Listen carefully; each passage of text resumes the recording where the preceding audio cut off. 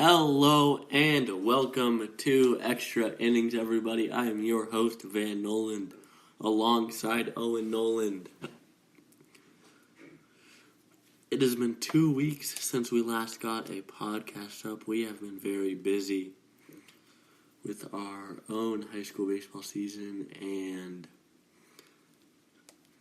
just with school in general, so we have not been able to get a podcast up for the last couple weeks. We do apologize for that.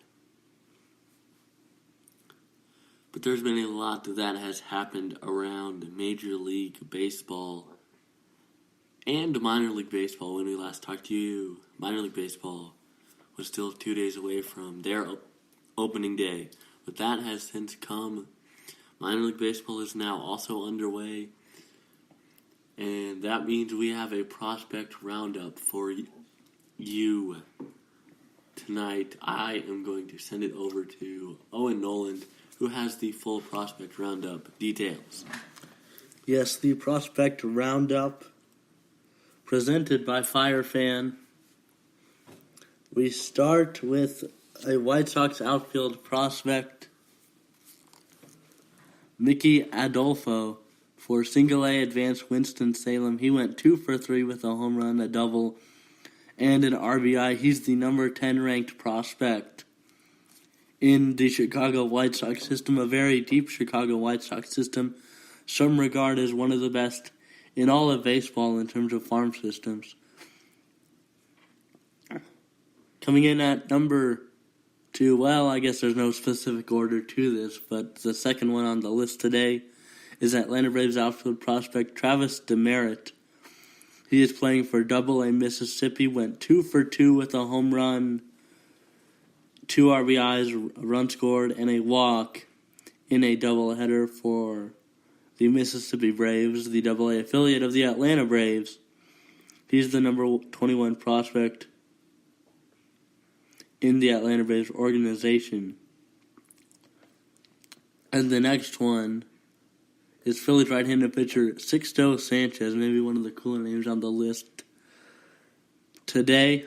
Sure, we'll have lots of cool names. There are some strange names you see going through this from time to time throughout the course of the season. Sixto is one of them, Sixto Sanchez. He's at single-A advanced Clearwater for the Philadelphia Phillies. He tossed 4 innings and gave up 4 earned runs. Wait a minute. That's not too good. 6 strikeouts. He's the Phillies' top prospect, and he was actually in his season debut. He had been dealing with the flu. Okay, we might give him a little bit of a pass there. He'd been sick, apparently.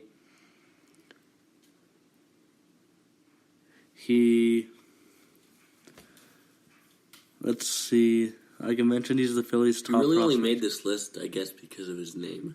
Maybe, yeah, apparently. Dare I say. And probably could have worked a few more innings if he, I'm sure they had him on the innings limit or something. Yeah. Sickness will do that to you. Yeah. Probably good to preserve his arm, I guess. Our final player on the list tonight is Rangers outfielder Willie Calhoun of AAA Round Rock. He went 2 for 6 with 2 doubles, 3 home runs, 2 walks, and a strikeout. He did strike out once in a doubleheader for Round Rock, the Rangers AAA affiliate.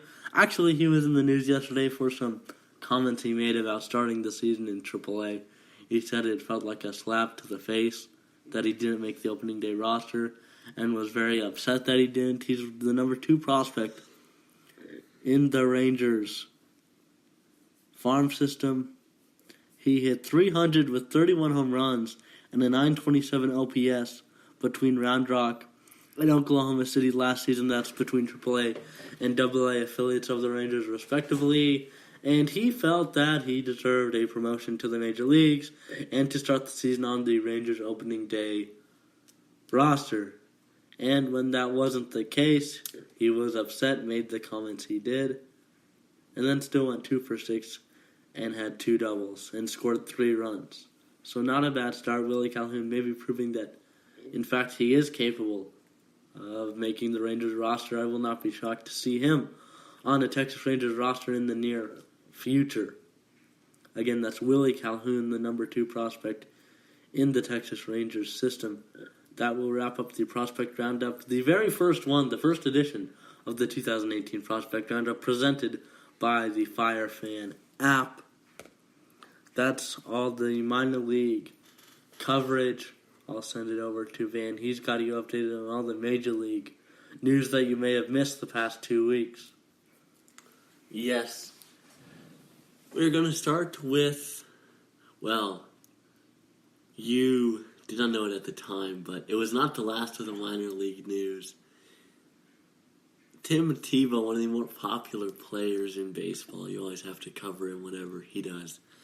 But he homered in his first Double-A at-bat, much like he has done in the past at Single-A and in the Arizona Fall League. So I guess maybe the New York Mets should call him up for just one at-bat, and he'll hit a home run. Then he'll be 1-for-1 with a home run in his career. Right? Right. He hits a home run every first at-bat he's had. Just about. I believe he hit 2 last year, and then in the Arizona Fall League, of course, the fall of 2016. But that just has to be reported on because I know people always like to hear about Tim Tebow. So, next, 2 of the more popular players in Major League Baseball, Shohei Ohtani and Bartolo Colon, everybody's favorite pitcher. Shohei, I guess, is everybody's favorite hitter and pitcher because he's really the only one that does it on a consistent basis. But they flirted with a perfect game in their last start. Of course, Shohei Ohtani took the mound tonight. Right before the show, he had pitched 1 1/3 and given up 2 runs already. But the start prior to that was against the Oakland Athletics, and he was just dominant through 6 innings of perfection before it finally got broken up in the 7th. And then Bartolo Colon as well on Sunday Night Baseball. He got into the 8th inning before his perfect game was broken up with a walk. And then on the very next batter, which was Josh Reddick, he singled. And then all of a sudden you had 2 runners on, and because his team didn't give him any run support, it was a 1-0 game, and instead of flirting with perfection, you were just trying to save the game for your team. But they did get out of it, and the Rangers did actually end up winning in extras. A very exciting game to watch on Sunday Night Baseball. What were your thoughts on the 2 pitching performances by Shohei and Bartolo? Well, Shohei Ohtani has come out and basically proved to everyone that spring training means absolutely nothing because he's been one of the best pitchers at the start of the season. He's lived up to the hype. He's pitching tonight. He's gave up, at least the last time I checked before we went on live, he gave up 2 runs in about 1 inning and a third, I think, to the Red Sox, and that's a very good lineup. He was pitching again, that's tonight, but other than that, he's looked dominant in his previous 2 starts. Actually, his start got pushed back to today because on Sunday, the game got rained out or snowed out or something. I don't know if it was rain or snow in Kansas City, so he was pitching tonight against the Boston Red Sox. And then, as for Bartolo Colon, kind of a surprise because the Rangers' plan was to have him in the bullpen. And then in spring training, at the end of spring training, they actually released him so that he didn't have to clear waivers. And then re-signed him, and he earned a rotation spot. And actually has pitched very well in the Rangers' rotation, not just on Sunday. Obviously, Sunday was one of the best. Obviously, just about as good as you can do as a starting pitcher.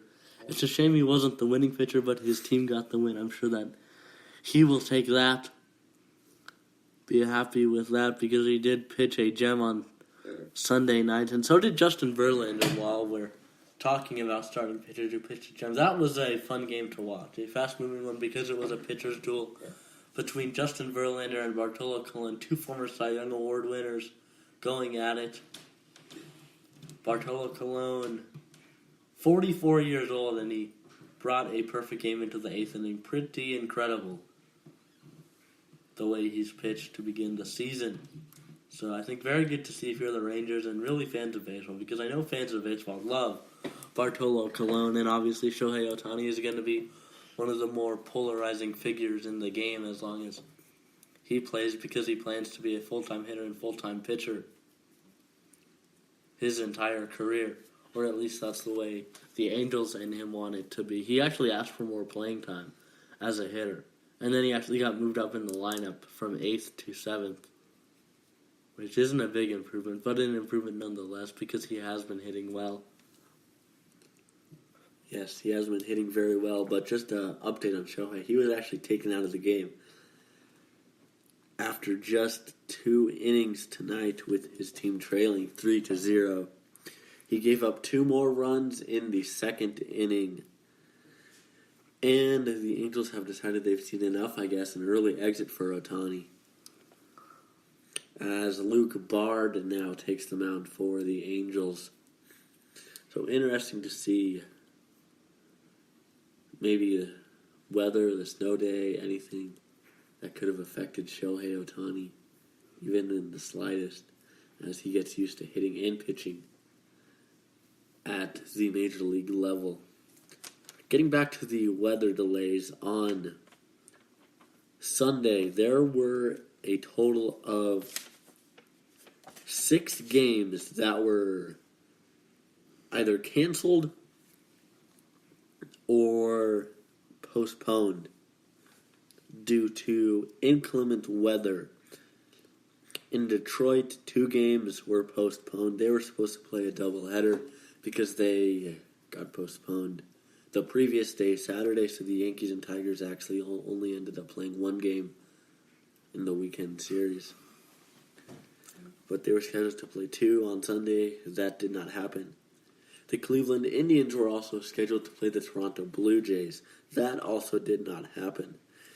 The Twins and the White Sox were also scheduled to play in Minneapolis, and that did not happen. In Kansas City, Missouri, the Royals were supposed to play the Angels. That game was postponed, and the Cubs and the Braves were scheduled to play in Chicago, and that game was postponed. Are you sensing a trend here, Owen? Just a little bit. Just a little bit. What is that trend? Postponement. And the general region is? Midwest. Yes. The weather that hit the Midwest over the weekend has since moved east. The Rockies are in Pittsburgh right now, and I know none of the games have been postponed, although they have been very cold nights. There were some snowflakes coming down at today's game. Yes, there were. In Pittsburgh. In Pittsburgh, yeah. Yes, and the Red Sox, Angels... Wait, that's in...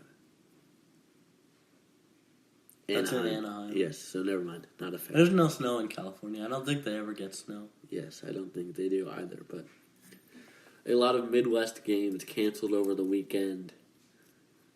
And this brings... I heard a stat. The Detroit Tigers have had more games postponed than they have wins. They've had 6 games that have been postponed because of rain or snow, and they only have 4 wins on the season. Ooh, yeah, that's not a good stat. Not good for Tigers fans. Not a good stat to have, huh? Not very good for the Tigers, but... They're going to have a lot of makeup games. Maybe a lot of doubleheaders. Yeah, and they were all postponed. They're all games that are going to have to be played at some point. Maybe you see a interleague game that will actually get canceled every once in a while, or maybe down the stretch when neither team is really playing for anything. Maybe one team's already clinched their spot in the playoff and the other team is out of it. Then the game will actually officially be canceled. But because all these games are postponed, they are all set to be made up at a later date. And the other thing this brings me to, the opening weekend in Iowa, the iCubs and the Storm Chasers had a 4-game set that was to be played Thursday, Friday, Saturday, and Sunday. And the Midwest has been hit with weather for a good 2 weeks now. This was even before all these Midwest postponements in the major leagues. But in the Pacific Coast League, the iCubs and the Storm Chasers actually rescheduled their games to play 2 doubleheaders on the 2 nicer days of the series. And not even have to worry about getting to the ballpark on a Friday and Saturday to play one game. They just played 2 7-inning games and just didn't even worry about the weather. Those two teams obviously very used to the inclement weather. Do you think this would be a good idea for major league teams? Say, the Yankees and the Tigers, instead of rescheduling a doubleheader for Sunday, they could have looked at the weather forecast ahead and said, let's play 2 on Friday when the weather was nice. Yes, I think it could work, although travel, you have to take into account, right? This Storm Chasers versus iCubs series was the opening series of the year. If you're the Yankees and you're going to Detroit, you play a game on Friday.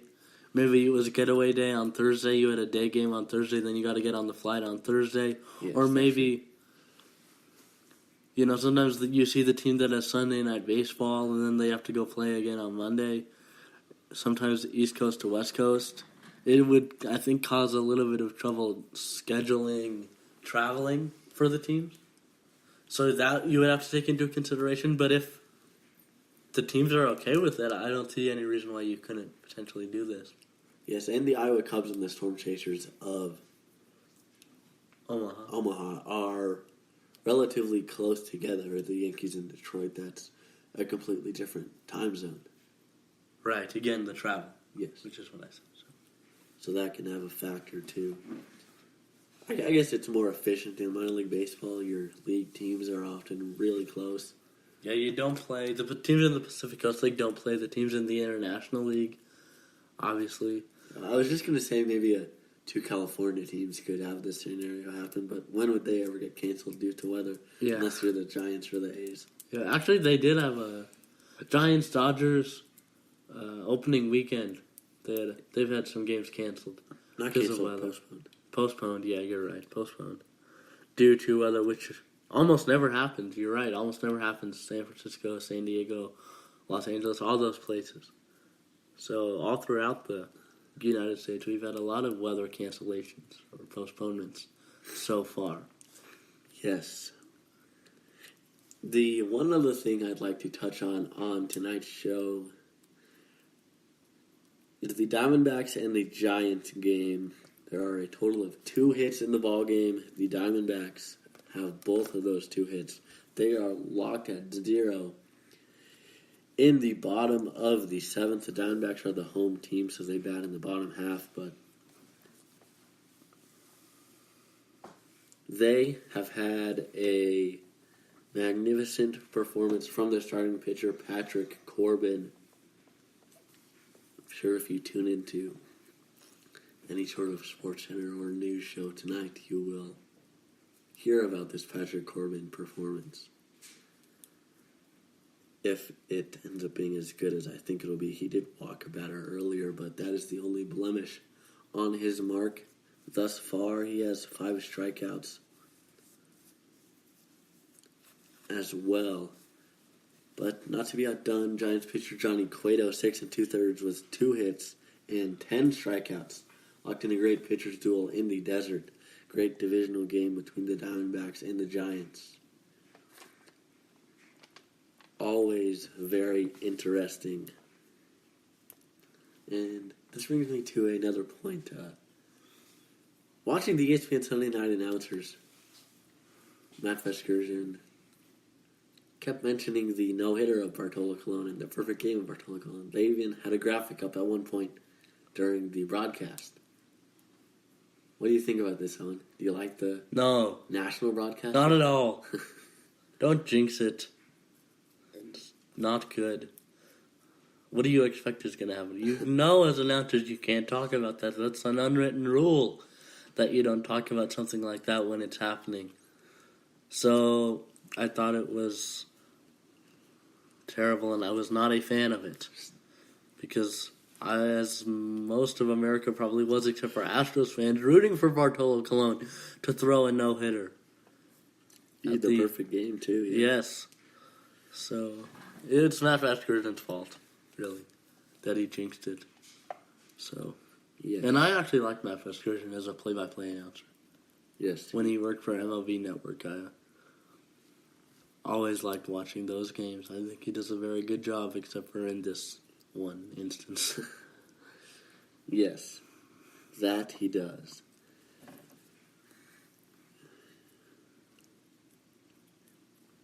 Just another update on the Boston Red Sox and Angels game. I usually wouldn't be updating this if nothing had happened, but something has happened. The Red Sox have scored 4 more in the top of the third. Maybe Ohtani wasn't the problem. Maybe this Red Sox lineup really has come alive, and they are really having a night. But 4 more runs for the Red Sox, so they've broken that game wide open. Shohei not happy about that as he is on the hook for the loss. But we have a caller on the line right now. Hello, you are listening to Extra Innings on National Sports Radio. Do you have a question or comment for us this evening? Well, this is Poppy from Lakewood, Colorado, and I was curious about what you guys thought of the Rockies